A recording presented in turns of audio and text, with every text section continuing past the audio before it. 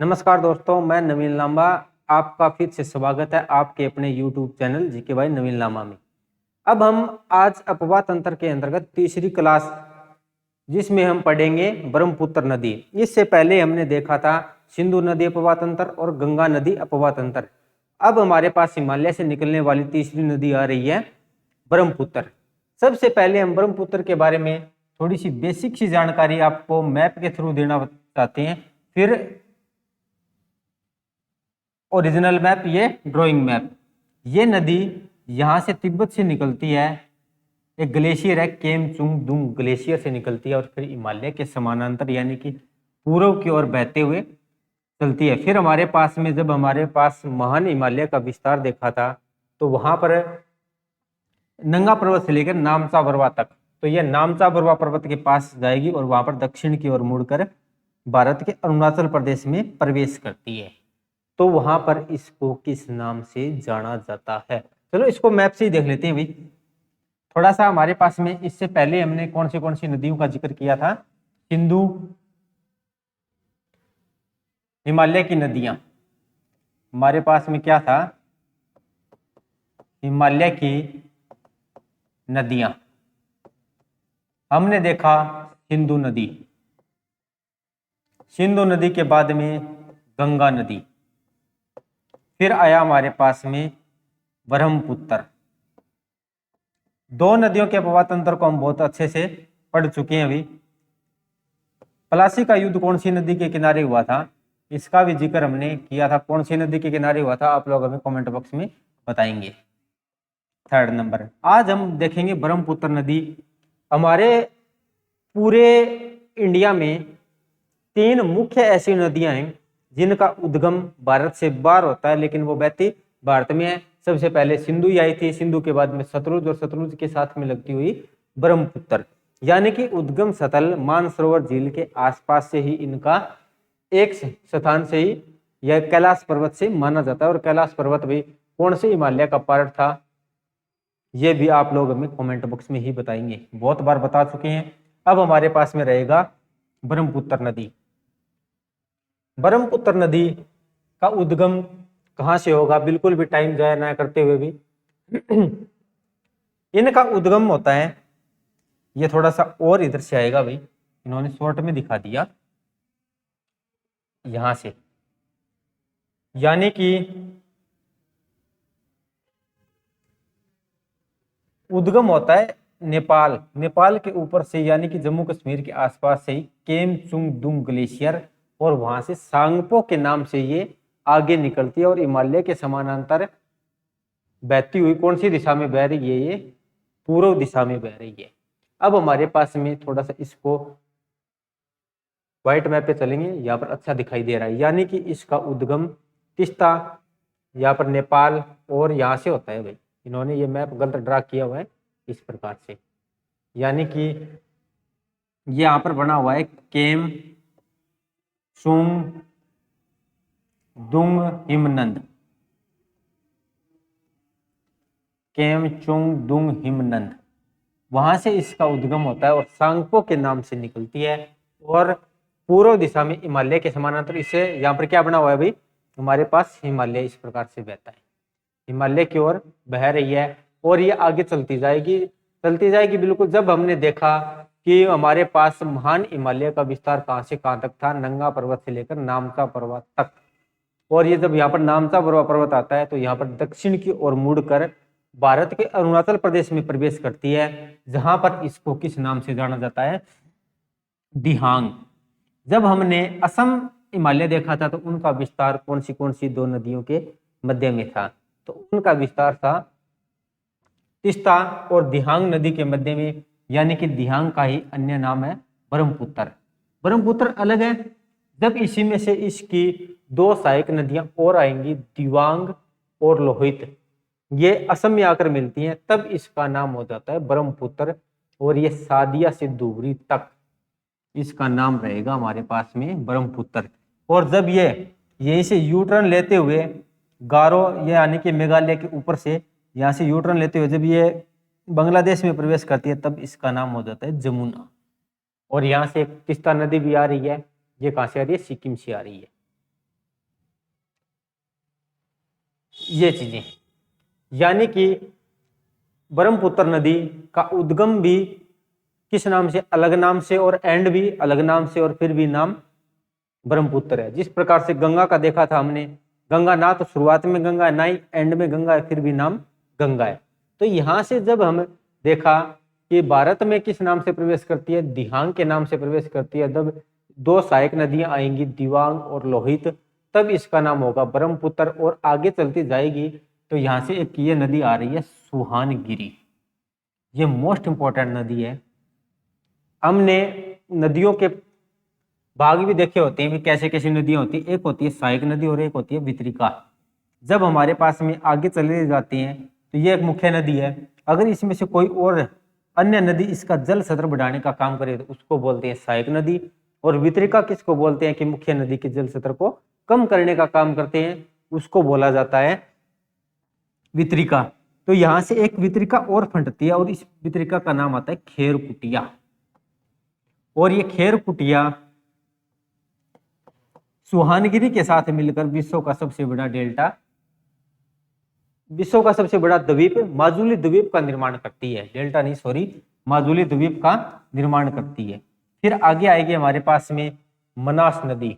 ये मनास नदी पर 2 राष्ट्रीय पार्क बने हुए हैं। ये जो इसके आगे की सहायक नदी है ये अपने कोई काम की नहीं है। फिर आता है हमारे पास में तीस्ता नदी। तीस्ता नदी को लेकर भारत और बांग्लादेश के मध्य में विवाद है। और इधर से कुछ सहायक नदी आती है। ब्रह्मपुत्र नदी भी बिल्कुल ही छोटा है और बहुत इंपॉर्टेंट है। तो हमारे पास में क्या क्या बातें रहेंगी, हमारे पास आज का टॉपिक है ब्रह्मपुत्र नदी और इसका उद्गम कहाँ से होता है। केमचुंगडुंग ग्लेशियर से सांगपो के नाम से निकलती है और हिमालय के समानांतर पूर्व दिशा में बहती है और नामचा बरवा पर्वत के साथ पास दक्षिण की ओर मुड़कर भारत में प्रवेश करती है। ये कथन है और यही कथन एग्जाम में पूछा गया अभी। अब क्या हो चुका है, लेवल बिल्कुल हाई हो चुका है। ऐसे नहीं पूछा जाता भाई कि इसका उद्गम कहाँ से होता है, ये बहुत पुरानी प्रश्न हो चुकी हैं। हमारे पास में क्या रहेगा, ब्रह्मपुत्र नदी। ब्रह्मपुत्र नदी सबसे पहले इसकी लंबाई की बात की जाती है, कितनी आती है लंबाई,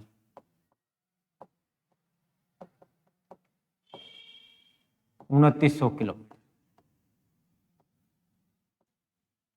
गंगा की कितनी थी वो आप लोग बताएंगे लंबाई। उद्गम तिब्बत में केम चुंग दुंग या यारलुंग, केम यारलुंग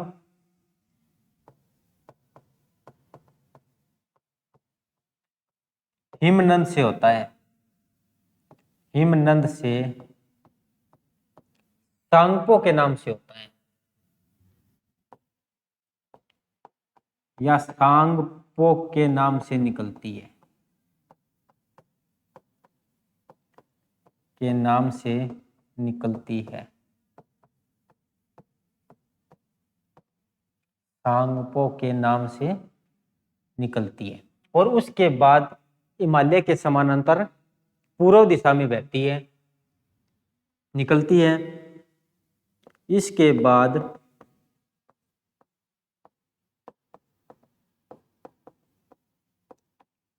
हिमालय के समानांतर पूर्व दिशा की ओर बहती है।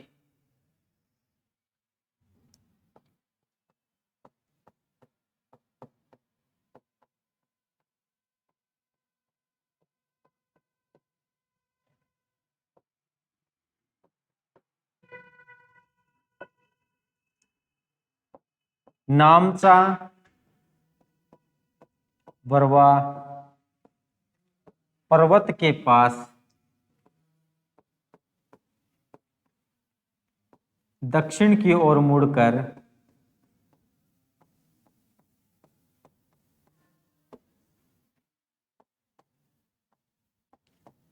भारत के अरुणाचल में,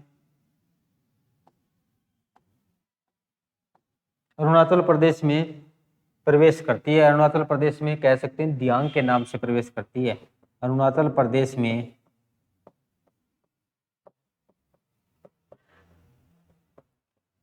दिहांग के नाम से प्रवेश करती है।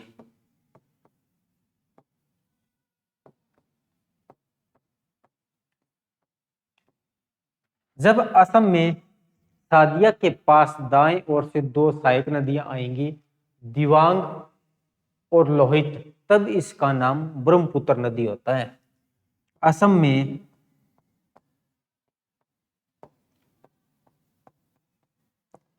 सादिया के पास दो सहायक नदियां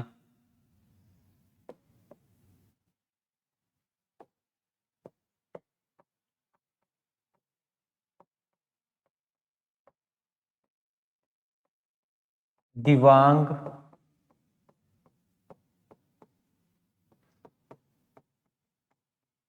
और लोहित मिलती है, तब इसका नाम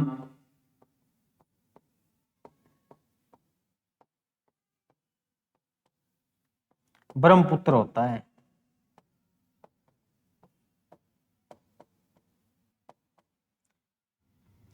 अब ब्रह्मपुत्र नदी सादिया से लेकर धुबरी तक कौन सी दिशा में बहेगी?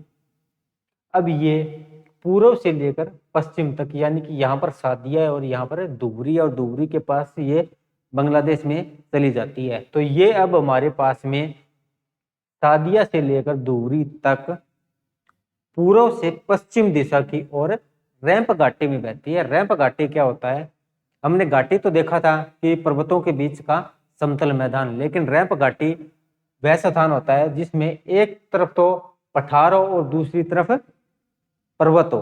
तो यहाँ पर हमारे पास पठार कौन सा देखा था? हमने मेघालय का पठार देखा था, जिसमें गारो, खासी और जयंतियां, उसमें पहाड़ियां आई थी।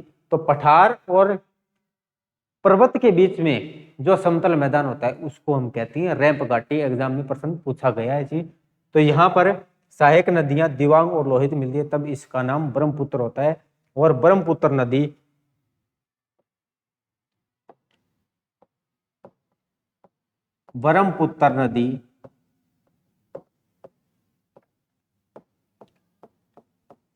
सादिया से धुबरी तक पूर्व से पश्चिम की ओर बहती है। पश्चिम की ओर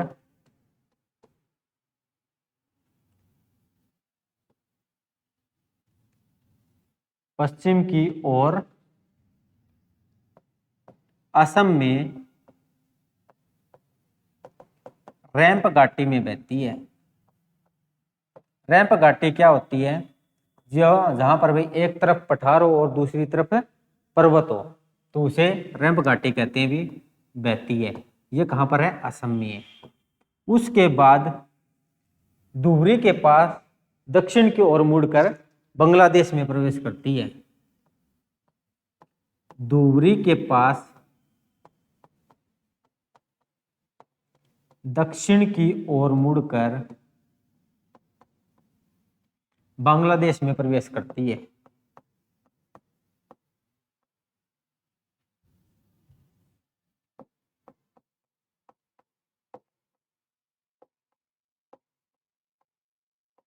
देश में प्रवेश करती है।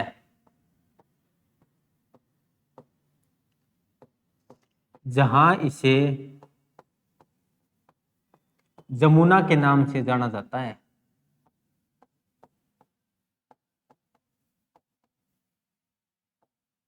जमुना के नाम से जानते हैं।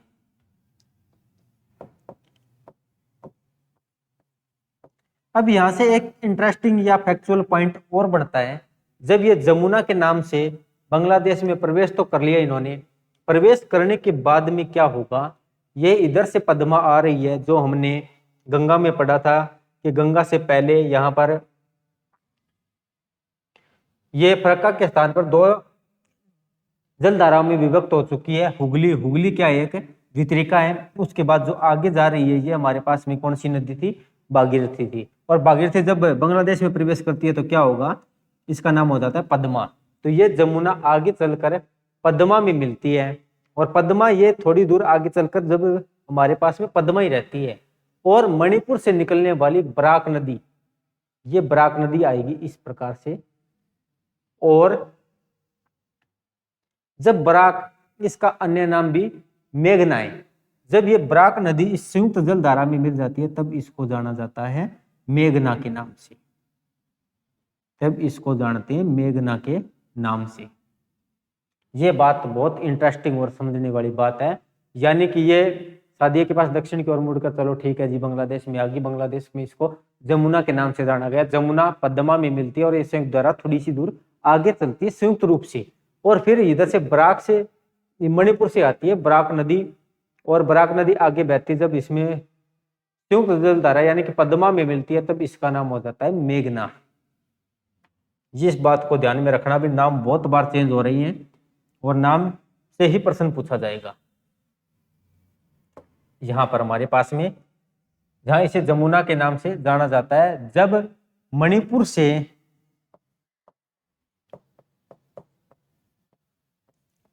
आने वाली बराक या मेघना नदी इस संयुक्त जल धारा में मिलती है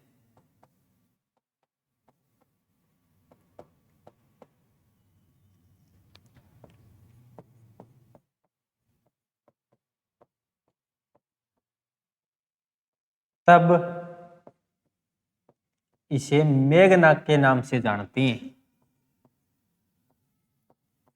मेघना के नाम से जानते हैं। और यह मेघना वेस्ट बंगाल और बांग्लादेश यानी कि कलकत्ता और बांग्लादेश के बॉर्डर पर विश्व के सबसे बड़े डेल्टा का निर्माण करती है। मेघना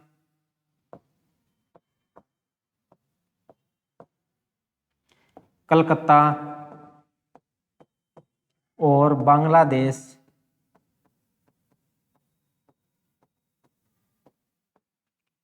की सीमा पर विश्व का सबसे बड़ा डेल्टा, डेल्टा क्या होता है इसके बारे में भी बहुत बार हम बातें कर चुकी हैं।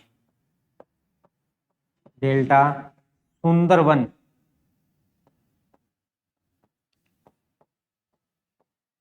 डेल्टा का निर्माण करती है। सुंदरवन एक जगह है अभी वहां पर, का निर्माण करती है।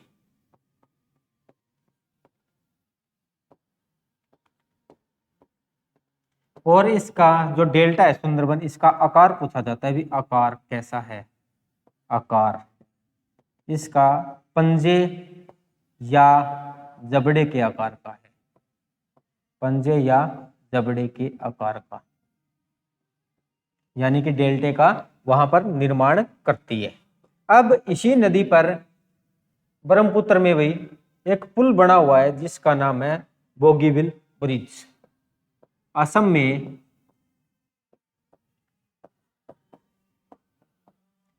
ब्रह्मपुत्र नदी पर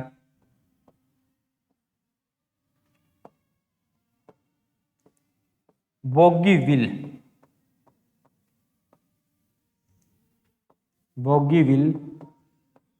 पुल बना हुआ है, जिसकी लंबाई की बात करते हैं। ये बहुत बार एग्जाम में पूछा जाता है कि बोगीबिल ब्रिज कहां पर है, जिसकी लंबाई की हम बात करते हैं 4.95 किलोमीटर आता है।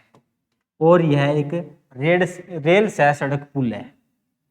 बोगीबिल पुल रेल सह सड़क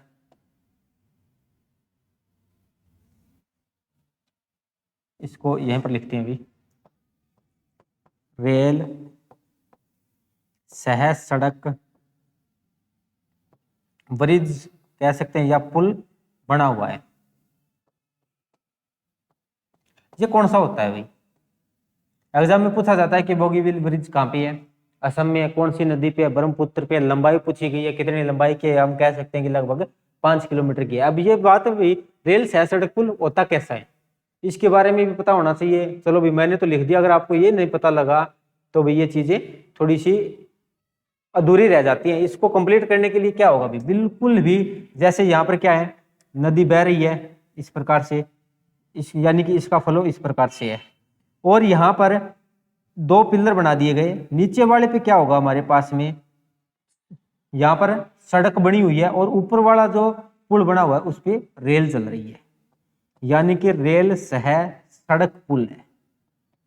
रेल सह सड़क पुल यानी कि एक ही पुल पर दोनों चीजें आती हैं, सड़क भी आ रही है और रेल भी आ रही है, इसी को बोला जाता है रेल सह सड़क पुल।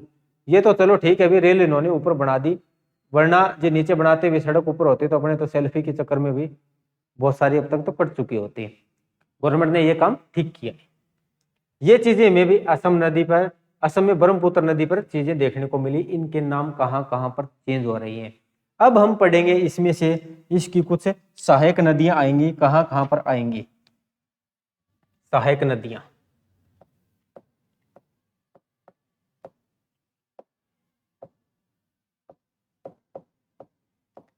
कौन से दिशा से आएगी। जब हमने गंगा नदी से की सहायक नदियां पढ़ रहे थे तो यहां से देखा था, चलो इसको यहीं पर ड्रा करते हैं, यानी कि गंगा नदी का फ्लो इस प्रकार से था। जो यहाँ से सहायक नदियां आ रही थी वो हमारे पास में कौन से ओर से सहायक नदियां थी, वो थी हमारे पास में बाएं ओर से। लेकिन जब यहाँ से ब्रह्मपुत्र आ रही है और इसकी अब सहायक नदियां किस ओर से होगी, आ तो हिमालय से ही रही है, तो ये हो चुकी है दाएं ओर से। दाएं ओर से क्यों हो चुकी है, क्योंकि इसका फ्लो अब पूर्व से पश्चिम की ओर हो चुका है, लेकिन इसका फ्लो कैसे था, पश्चिम से पूर्व की ओर। अपोजिट होने के कारण यहाँ पर हमारे पास में यानी कि दाएं ओर से सहायक नदियां कौन सी आएंगी, तीस्ता, मनास और सुहानगिरी। तीस्ता, मनास और सुहानगिरी जो मैप में हमने देखी थी, तीस्ता, मनास और सुहानगिरी, ये तीन नदियां मोस्ट इंपोर्टेंट रहेंगी, इनसे अच्छे खासे प्रश्न बनते हैं। फिर आता है बाएं ओर से सहायक नदियां, ये रहेंगी भी, अपने को इसको लिखना पड़ेगा भाई, दाएं ओर से। हाँ अब ठीक रहेगा, दाएं ओर। फिर आएगा बाएं ओर से सहायक नदियां कौन सी थी, दियांग, इसका नाम था दिवांग, लोहित, कपिला, धनसरी, ये चीजें दिवांग,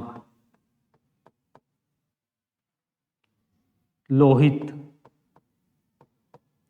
कपिला, धनसरी, ये एक ही एग्जाम में पूछी गई है चारों नदी।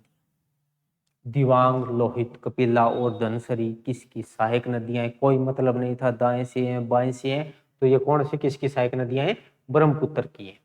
ऊपर वाली सहायक नदियां इनका अहम रोल रहता है, इसमें से लोहित नदी अपने इंपॉर्टेंट है। तो सबसे पहले हम बात करेंगे बाएं ओर से, और तीस्ता नदी। बाएं ओर से बात आएगी तीस्ता नदी। तीस्ता नदी, इसका उद्गम कहां से हो रहा है, जब हमने मैप से देखा था तो सिक्किम से। देखिए भी, इनको चीजें देखने से याद होती हैं, ज्योग्राफी हम फिर से बात वही बात बार बार आपको याद करनी पड़ती है कि बात ये लोकेशन की आती है, और लोकेशन आपको ध्यान में है तो कोई मुश्किल नहीं है, या तो 20% करना है, 80% तो आपको चीजें देखने से याद होनी चाहिए। तीस्ता नदी सिक्किम से आ रही है और सिक्किम के बाद बांग्लादेश में इस प्रकार से यहाँ से ब्रह्मपुत्र नदी में मिल रही है, यानी कि जमुना में मिल रही है। फिर हमारे पास में हमने बात किया था मनास और सुहानगिरी, यही नदियां हैं। ये कामेत, कामेग, ये कोई मोस्ट इंपोर्टेंट नहीं है भी, चीजें अपने को वही याद रखनी है या देखनी है जो हमारे लिए काम की हो, वरना बेकार की चीजें बहुत होती हैं। सभी को अगर ध्यान से देखने लगे तो समय हमारा भी वैसे ही खराब हो जाएगा। अब हमारे पास में तीस्ता, ये सिक्किम से इसका उद्गम होता है, यानी कि ये सिक्किम की महत्वपूर्ण नदी है, और उसके बाद में ये बांग्लादेश में जमुना से मिल जाती है, और इस नदी पर विवाद भी चल रहा है। कहां पर अभी, तीस्ता, यह सिक्किम की महत्वपूर्ण नदी है।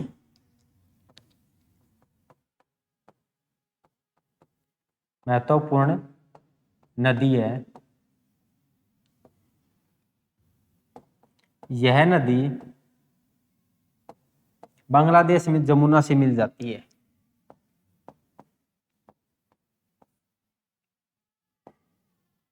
बांग्लादेश में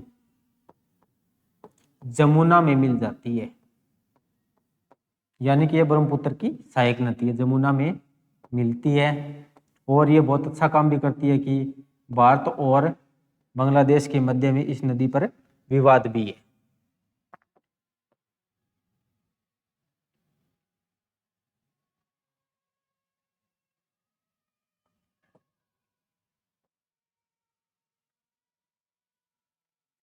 इस नदी पर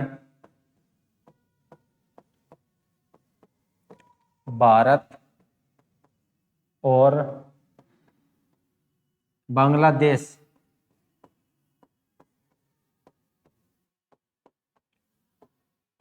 के मध्य विवाद भी है। और इसकी एक खास बात और है भी, इन्होंने अपना मार्ग परिवर्तन कर लिया है। इससे पहले यह गंगा की सहायक नदी हुआ करती थी, लेकिन आज ये ब्रह्मपुत्र की सहायक नदी बन चुकी है। ये बात भी आप देखना, मैप से फिर दिखाएंगे। इससे पहले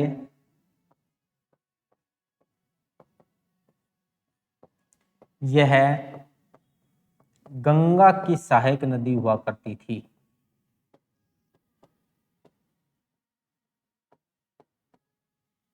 सहायक नदी हुआ करती थी, यानी कि इन्होंने अब अपना मार्ग परिवर्तन कर लिया है। ये बात भी एग्जाम में पूछी गई है। फिर आता है हमारे पास में अगली नेक्स्ट नदी आएगी मनास। सेकंड में आता है हमारे पास में मनास। चलो इसको देखते हैं मैप से भी, क्या क्या चीजें हैं हमारे पास में, उस चीज को ध्यान से देखना पड़ेगा। तीस्ता, इससे पहले ये भाई थोड़ा बहुत इस प्रकार से बहती थी कहीं ना कहीं, और गंगा में सहायक नदी मिल जाती थी या पद्मा में मिलती होगी। ये इन्होंने क्या कर लिया, अपना मार्ग परिवर्तन कर लिया और ये जमुना में मिल गई है। अब हमारे पास में सेकंड नदी आती है मानस।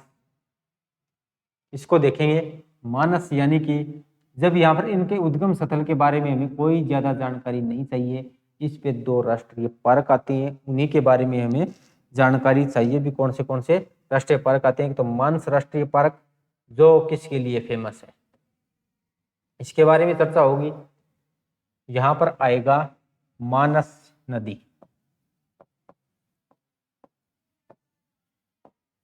मानस नदी, इस नदी पर 2 राष्ट्रीय उद्यान बने हुए हैं। एक तो मानस राष्ट्रीय उद्यान, और जब थोड़ा सा ब्रह्मपुत्र में नीचे जाएगी तो क्या होगा, वहां पर कांजीरंगा नेशनल पार्क बना हुआ है।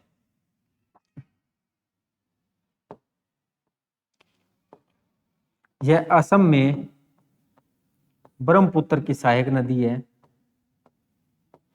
ब्रह्मपुत्र की सहायक नदी है।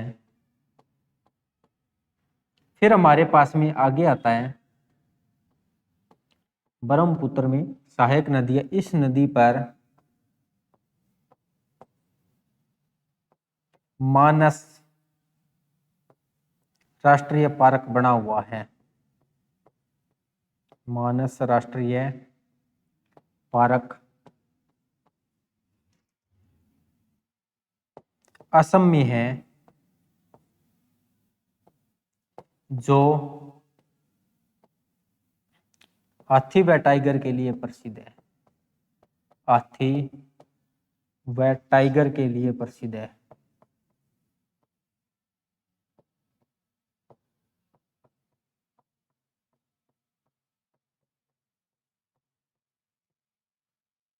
टाइगर के लिए प्रसिद्ध है। जब ये नदी थोड़ा सा और आगे आएगी तो और आगे आएगी, यानी कि ये तलहटी में इसके ब्रह्मपुत्र में प्रवेश करती है, तो एक नेशनल पार्क और भी बना हुआ है जिसका नाम है कांजीरंगा नेशनल पार्क।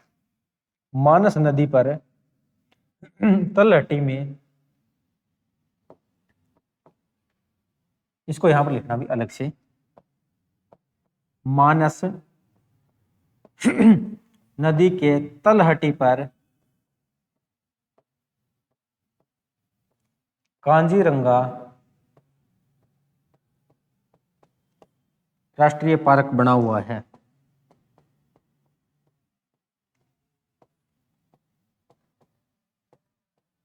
राष्ट्रीय पार्क कहां पर है ये? असम। असम। सिंपल प्रश्न भी पूछा जाता है और नदी पर पूछ लिया जाए तो ये भी पता होना चाहिए, यानी कि एक नदी के साथ में दो राष्ट्रीय पार्क भी हम कवर कर रही हैं। असम में बना हुआ है,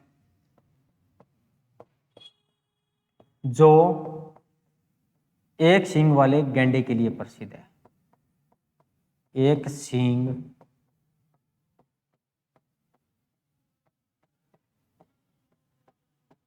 वाले गैंडे के लिए प्रसिद्ध है।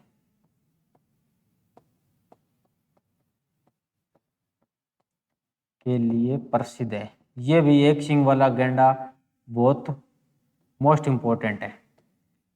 यहाँ से कितने प्रकार से प्रश्न पूछे जा सकते हैं आपको पता होना चाहिए कि मानस नदी किसकी सहायक नदी है? ब्रह्मपुत्र की। और इस पे कौन से राष्ट्रीय पार्क बने हुए हैं? वो भी असम में है। मानस राष्ट्रीय पार्क जो हाथी और टाइगर के लिए प्रसिद्ध है। मानस नदी पर ही तलहटी पर कांजीरंगा नेशनल पार्क, ये भी असम में है, जो कि एक सींग वाले गैंडे के लिए प्रसिद्ध है। नेक्स्ट में हमारे पास में नदी आएगी सुहानगिरी।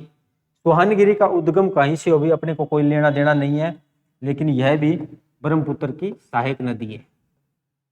सुहानगिरी, पहली विशेषता क्या रहती है? यह ब्रह्मपुत्र की सहायक नदी है।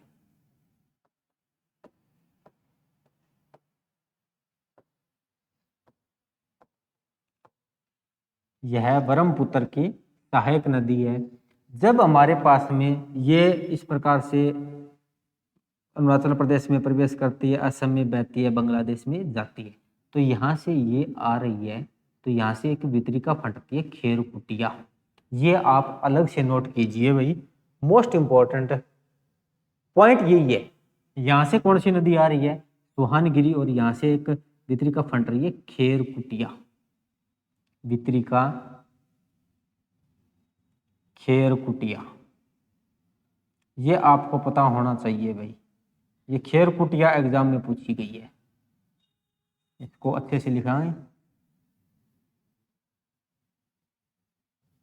खेर कुटिया वितरिका के साथ मिलकर माजुली द्वीप यानी कि विश्व के सबसे बड़े नदीय द्वीप का निर्माण करती है।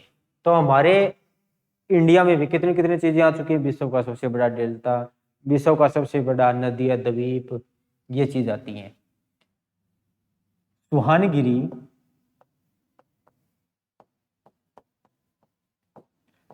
खेरकुटिया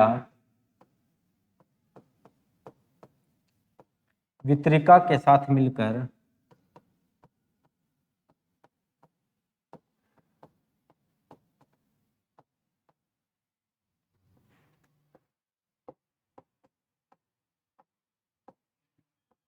विश्व के सबसे बड़े नदीय द्वीप माजुली द्वीप का निर्माण करती है।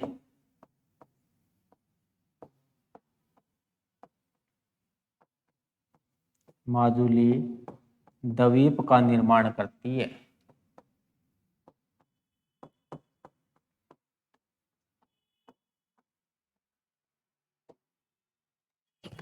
और असम सरकार ने भी इस माजुली द्वीप को अपने राज्य का 35वां जिला भी घोषित किया था, लेकिन 35वें के बाद में क्या पता 36वां 37वां बन चुका हो। ये इतना बड़ा है कि इसको एक जिला भी बना दिया गया था।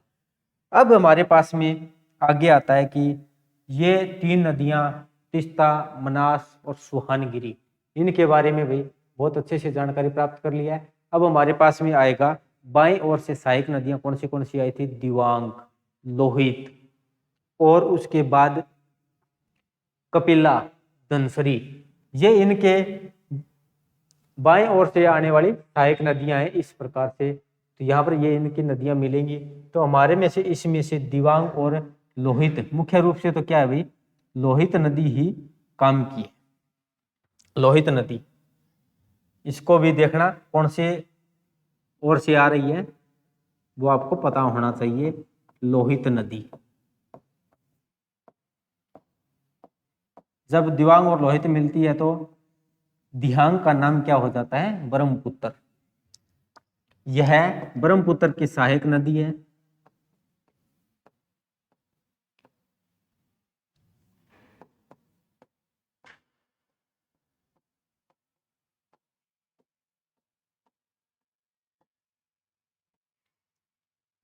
सहायक नदी है, और इस नदी के रास्ते में हमें कुछ लाल रेत पाई जाती है या लाल मिट्टी पाई जाती है, जिस कारण से इसको हम खूनी नदी के नाम से भी जानते हैं। इसके रास्ते में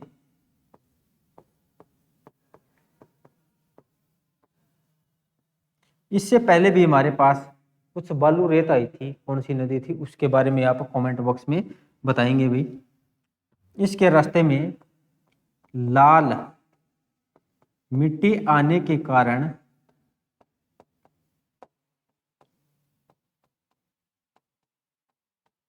इसे खूनी नदी कहा जाता है, और यह खूनी नदी एग्जाम में पूछा जाता है भाई, इसे खूनी नदी कहा जाता है।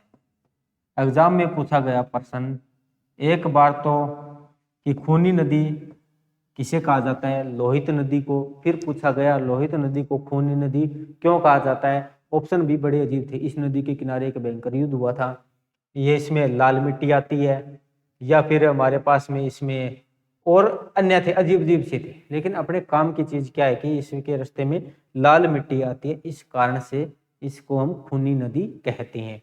फिर हमारे पास में असम में भाई एक इस नदी पर पुल बना हुआ है, डोला सादिया पुल, लोहित नदी पर। यानी कि असम और अरुणाचल प्रदेश में डोला सादिया पुल बना हुआ है। असम में डोला सादिया पुल बना हुआ है, या सिंपल लिख लो भी आप, डोला सादिया पुल इसी नदी की है। डोला और सादिया कहां पर था? सादिया, डोला सादिया, डोला था अपना अरुणाचल प्रदेश, इसे AP लिख लेना, आंध्र प्रदेश नहीं होगा, अरुणाचल प्रदेश होगा। और सादिया कहां पर था हमारे पास? असम में। डोला सादिया पुल बना हुआ है, पुल जिसकी लंबाई की हम बात करते हैं तो 9.15 किलोमीटर, बहुत लंबा पुल बना हुआ है।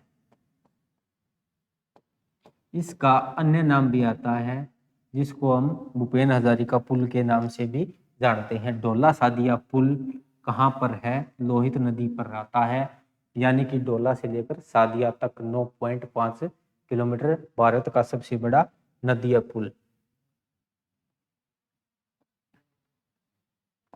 अन्य नाम भूपेन हजारिका पुल, भूपेन हजारिका पुल भी कहते हैं। ये एक व्यक्ति के नाम पर भी इस पुल का नाम रखा गया है। भारत का सबसे बड़ा सड़क पुल, सबसे बड़ा सड़क पुल, ये मोस्ट इंपॉर्टेंट इनकी बातें रहती हैं। इनका उद्घाटन के बारे में याद रखो तो भी ठीक है, ना रखो तो भी चल जाएगा। उद्घाटन 2017 में। अगर ये याद रख सकते हो तो ठीक है, अगर ना भी रखो तो भी अपने को कोई ज्यादा लेना देना नहीं है। लेकिन लोहित नदी के बारे में, ब्रह्मपुत्र की सहायक नदी है, इसके रास्ते में लाल मिट्टी आने के कारण इसे खूनी नदी कहा जाता है। डोला सादिया पुल कहाँ पर है, ये आपको ध्यान में होना चाहिए। डोला जगह आती है, अरुणाचल प्रदेश में सादिया आती है, असम में इसकी लंबाई आती है 9.15 किलोमीटर। अन्य नाम भूपेन हजारिका पुल इसका अन्य नाम है, और भारत का सबसे बड़ा सड़क पुल है। ये आज हमने अपवाह तंत्र में तीसरी क्लास ब्रह्मपुत्र नदी के बारे में भी अच्छे से कंप्लीट कर ली है। इसके हमने अलग अलग जगह पर अलग अलग नाम भी देखे हैं, उनको 1 मिनट में ही रिवाइज करते हैं, कहाँ कहाँ पर इसके क्या क्या नाम होते हैं। इनकी शुरुआत होती है सांगपो के नाम से, भारत में दिहांग के नाम से प्रवेश करती है। जब इसमें से दिवांग और लोहित मिलती है तो ये सादिया से धुबरी तक ब्रह्मपुत्र के नाम से जानी जाती है। जब ये ब्रह्मपुत्र नदी सादिया के पास दक्षिण की ओर मुड़कर बांग्लादेश में प्रवेश करती है तब इसको जमुना के नाम से जाना जाता है। और इधर से आ रही पद्मा और जमुना संयुक्त रूप से मिल जाती हैं, तो फिर अपने पूर्व की ओर से आ रही बराक नदी जो कि मणिपुर से निकलती है, जब इस संयुक्त धारा में मिलती है तो इसका नाम हो जाता है मेघना। एक बात और ध्यान रख लेना भाई, यहाँ से जब हम वाटरवे पढ़ेंगे तो हमारे पास में एक वाटरवे नंबर आएगा जो कि असम में आता है, 2 आएंगे, एक तो सादिया से धुबरी तक और दूसरा भी यहीं पर आता है। तो यानी कि असम का विस्तार इस प्रकार से है। जब ये हमारे पास में आए तो कंफ्यूज मत होना भाई, ये बराक नदी पर भी यानी कि असम में कहाँ पर आ गया, ये असम में इसी प्रकार से आएगा। अलग अलग नाम, गंगा के अलग नाम और गंगा से संबंधित जो वर्ड आ रही हैं उनको भी अच्छे से देख लेना भाई, गंगा कहाँ कहाँ पर हमारे पास में आ रही है। ये गंगा भी बिल्कुल हमें एंड तक सताती जाएगी, लेकिन गंगा वर्ड हमें ध्यान रखना है, इनको अलग अलग रखना पड़ेगा। हमने देखा था झेलम नदी के किनारे या झेलम नदी की सहायक नदी आई थी किशन गंगा, फिर हमारे पास में गंगा आ चुकी है, इसी में राम गंगा आएगी और कितनी गंगा आ चुकी है। दक्षिण भारत में जाएंगे तो वहां पर भी बहुत सारी इनके अन्य नाम मिलेंगे, तो उनको भी ध्यान में रखना। ये क्लास भी, ये जो अपवाह तंत्र आपके लिए सीरीज चल रही है कैसी है कमेंट बॉक्स में जरूर बताएं, और भाई वीडियो को ज़्यादा से ज़्यादा शेयर करें, चैनल को सब्सक्राइब करें, जिससे भी हमें मोटिवेशन हो और आपके लिए और बेहतरीन कंटेंट की सुविधा उपलब्ध कराएं। हमारे इसी से रिलेटेड वर्ल्ड ज्योग्राफी की क्लास भी चल रही है, वो बिल्कुल जरूर देखें, क्योंकि विश्व भूगोल से ग्रुप डी में 3 क्वेश्चन आ रहे थे और वो सभी भी मैंने ऑफलाइन में पहले भी करवाए थे। जिन स्टूडेंट ने मेरे से ऑफलाइन में पढ़े हैं उनको भी 3% मात्र लास्ट के 4-5 दिनों में ही मिल गए थे। तो इसीलिए भी इस कंटेंट के लिए बहुत मेहनत की जा रही है, ये आप ही लोगों के लिए, और आप ज़्यादा से ज़्यादा फायदा उठाइए। Thank you. जय हिंद, जय भारत।